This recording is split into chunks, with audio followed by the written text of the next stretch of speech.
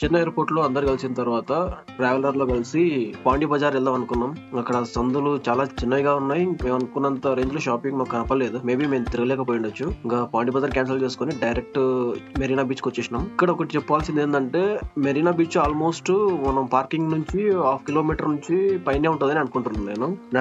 నడవగలిగే వాళ్ళే వెళ్ళాలి. మా బ్యాచ్ లో ఎవరు రాలేదు. ప్లస్ అక్కడ కూడా చాలా డర్టీగా ఉంది. ఇంకా మనం చేసుకున్న కంపే అది. కొంచెం బీచ్ లో నీట్ గా పెట్టుకోవాలి బాస్ మనం. అది మనందరి బాధ్యత.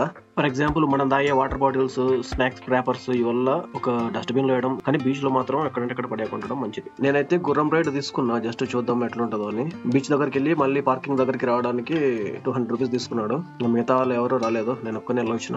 ఆయనేమో దాన్ని వైర్ ఇచ్చి కొట్టు అప్పుడే పోయేది అంటున్నాడు. నాకు కొట్టాలంటేనేమో దాన్ని బాధ అనిపిస్తుంది. సరే ఇంకా అప్పుడప్పుడు జస్ట్ ట్రై చేస్తుంటే అది మూవ్ అవుతుంది.